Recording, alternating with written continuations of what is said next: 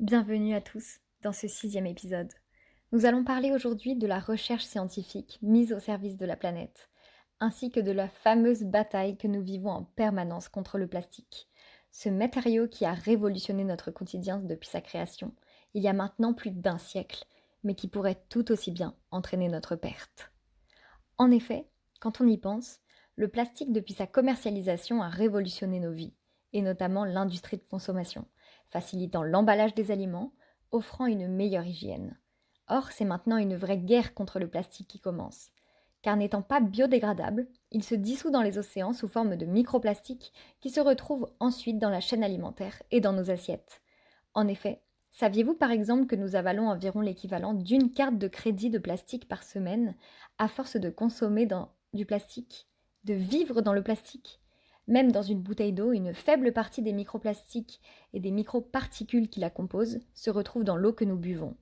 C'est pourquoi il est essentiel de trouver des alternatives à ce poison invisible. Les scientifiques estiment notamment que l'équivalent d'un camion poubelle de plastique est déversé chaque minute dans les océans.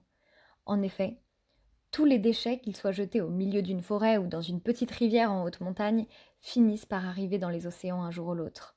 Tout revient toujours à l'endroit même où tout a commencé, où la vie est née il y a 3,7 milliards d'années.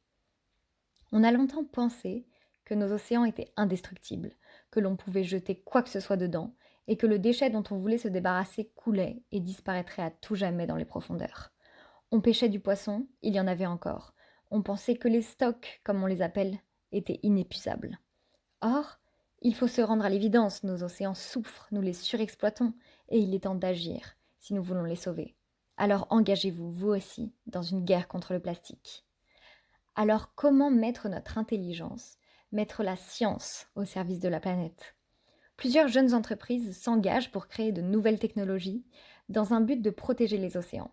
Par exemple, des startups telles que Innovafeed ou Insect visent à créer une farine à base d'insectes pour nourrir les poissons d'élevage au lieu de pêcher des poissons sauvages pour les transformer en bouillie. D'autant plus que les insectes ont de très bonnes propriétés bénéfiques pour le corps humain. Ils sont source de nutriments essentiels comme les protéines par exemple. Une nouvelle science a également vu le jour récemment. On parle de biomimétisme, lorsqu'on s'inspire de la nature pour créer des nouvelles technologies. Par exemple, un dispositif de propulsion pour les bateaux a été inventé par l'Ifremer à partir d'un modèle de nageoire de caudale de baleine, qui bougerait au rythme des courants et des vagues pour réduire la consommation des gros navires.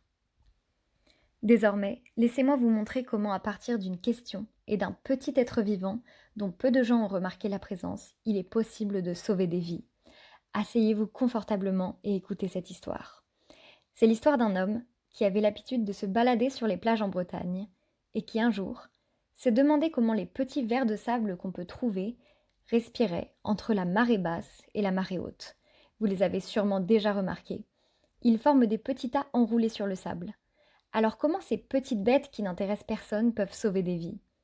Cet homme a lancé un projet de recherche et a découvert que les vers étaient bel et bien en apnée pendant la marée haute.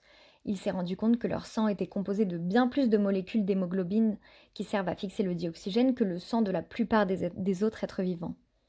Il a ainsi décidé de fonder une start-up du nom d'Emarina pour élever ces vers afin de récolter leur sang, pour ensuite l'utiliser à des fins médicales.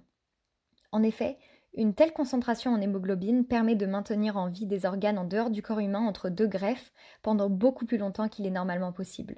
Cette découverte cruciale permettrait alors d'augmenter l'intervalle de temps entre le donneur et le receveur de la greffe, et donc de sauver des vies. C'est dans ces découvertes-là que l'on se rend compte de l'importance de la science et des miracles qu'elle permet de créer.